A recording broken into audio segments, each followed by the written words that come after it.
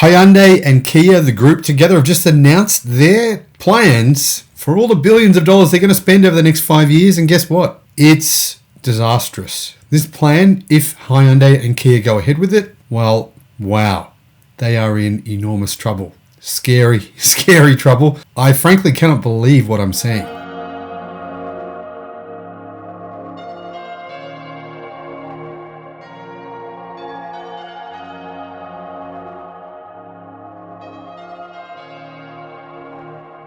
Hello my friends, welcome to the channel. I'm the Electric Viking.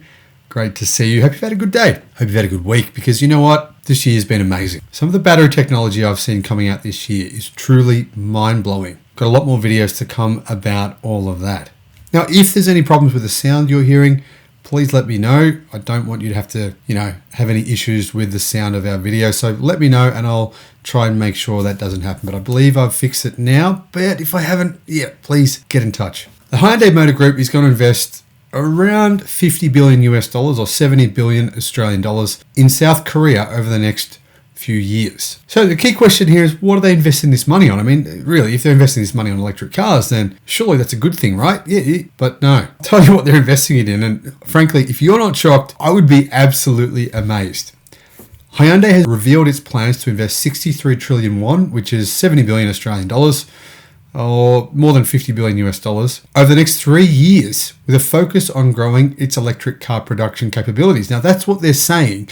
They say they're focusing on growing their electric car production facilities, but when you actually look at the details of where the money's going, that is just simply a lie. According to Reuters, the South Korean automotive group, which encompasses Hyundai, Genesis, and Kia, is hoping this investment will bolster its competitiveness in the fields of electrification, robotics, urban air mobility, and autonomous driving. The irony is, all those things are great. The money that they're investing in those areas is not going to be badly spent. That's a good idea.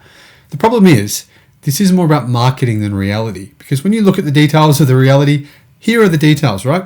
The investment. The group will commit 21 trillion won, or US 17 billion approximately, 16 billion. That's about 23.2 billion Australian dollars. To the expansion of its electric car production operations in South Korea, with the goal of building 1.44 million EVs a year in the country by 2030. If they achieve this, this would mean that by 2030, only 45% of their global production capacity worldwide is electric. 55% will have an engine of some type.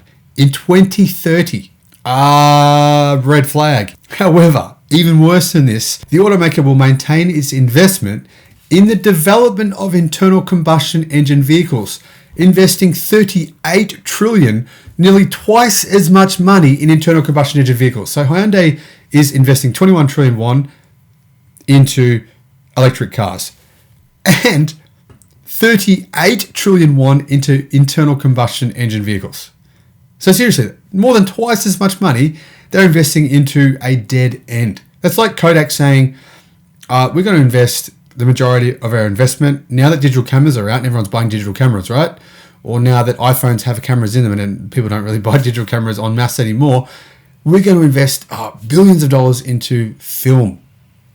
Or Nokia saying we're going to invest, most of our money into what? Phones with a bunch of buttons on them because no one wants them. That's exactly what Hyundai, Kia, and Genesis have just announced. This, my friends, is absolutely insane. Now, there were some reports overseas that said that Hyundai and Kia have paused the development of new petrol and diesel engines in favor of electric drivetrains. Unfortunately, these reports were false. Clearly, we now have the numbers. We now know what Kia, Hyundai, and Genesis plan on doing over the next decade. And frankly, it's disastrous. There's only one possible option here. They'll have to be bailed out. Either they get bailed out by the Korean government, which they probably will be, considering they're the only automotive brands that exist in South Korea, or they go bankrupt. There's just no other alternative. 55% of their vehicles, right, in 2030 will be what? Internal combustion engine vehicles that no one will want. This is mind-blowingly stupid. Mind-blowingly. Think about this. The battery energy density improvements we are currently seeing right now say what? What do they say? We're going to have vehicles with easily double the range we're seeing right now across the board. That means the average electric car in 2030 would be able to do at least 800 kilometers without any issues whatsoever and be on par, if not cheaper, than an internal combustion engine vehicle. Now, who in their right mind would choose to buy the internal combustion engine version? No one, if given the choice. Once people have the choice, and they most certainly will in 8 years' time from now, they're not going to be choosing 100-year-old dinosaur technology. Based on investment in the Korean market, we will strengthen global business competitiveness. We will lead the paradigm shift of the automotive industry. They're sounding a lot like Mary Barra here. Lead the paradigm shift of the auto industry. Catchwords, buzz phrases, kind of like marketing slogans with no real meaning behind them. And continue to offer differentiated products and satisfactory service to our customers. Actually, this sounds a lot like Toyota. A lot like Toyota. Differentiated products, because that's what people want. No, in 2030, you know what they want? They want a really good electric car of whatever type of car they want. They want a vehicle that has a lot of range. That's what most people want. Not everyone, but a lot of people. A lot of range in the vehicle of style, size that they want, that they're driving now. Right, whether that's internal combustion engine or battery, is beside the point. In 2030, no one will want this garbage technology, this old, ancient Ericsson, Nokia phones with buttons all over them. What are these guys thinking? Investing twice as much money into a dead end. Now, that said, they are doing something good in the US. The group's investment in South Korea comes after it announced it would build an electric car and battery manufacturing plant in the US state of Georgia. This represents an investment of US 5.5 million or Australian 7.7 billion into this plant in the US. So that's good news for you Americans. Lots of jobs coming to America there. Apparently this project will actually begin though in 2023 and not actually open its doors until 2025. So 3 years time from now. And it will allow them to produce 300,000 electric cars annually from the United States. Now currently, what is Hyundai and Kia doing? Well, the group sold 76,801 electric cars globally during the first quarter of this year. So during the first 3 months of the year, January, February, and March, that was a 73% increase on the same period last year. But to put that into context, Hyundai was ahead of BYD a few years ago in terms of its electric car sales, right? Now, BYD is doing about 60,000 fully electric cars per month and about 55,000 plug-in hybrids per month. So BYD will be a far bigger automaker than Hyundai, Kia, and Genesis. And there's really only one reason for that. They made the decision.